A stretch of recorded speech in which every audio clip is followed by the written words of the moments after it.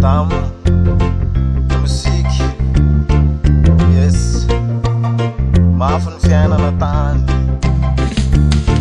La de mafy zany fiainana tany, ianao azaky na koa mitomany, toujours ambony foana moraly.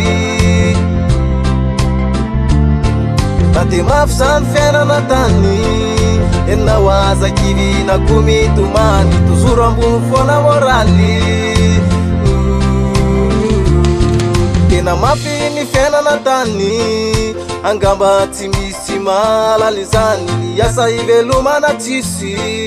Ny ankizy koa tsy malala ny tsy misy, mandeha mialan-trano anao ny maraina, ka tsy mody anao raha tsy hariva. Sara raha hitany hoanina, izay hitano atao toanaina. De mafy zany fiainana tany, ianao azaky na koa mitomany, toujours ambony foana moraly.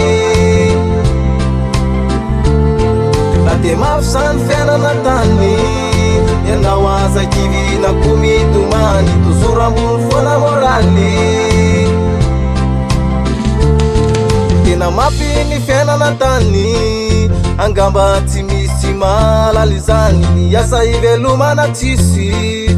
Ny ankizy koa tsy malala ny tsy misy, mandeha mialan-trano anao ny maraina, ka tsy mody anao raha tsy hariva. Sara raha hitany hoanina, izay hitano atao toanaina. De mafy zany fiainana tany, ianao azaky na koa mitomany, toujours ambony foana moraly.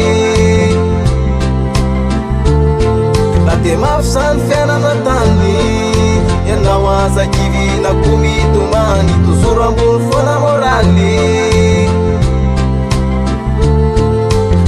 Aza zany toerana misy anay, manana ny manana trany, fa ny mahantra mijaly amizany.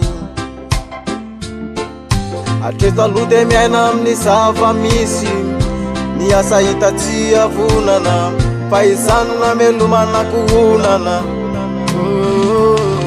La de mafy zany fiainana tany, ianao azaky na koa mitomany, toujours ambony foana moraly. La de mafy zany fiainana tany, ianao azaky na koa mitomany, toujours ambony foana moraly.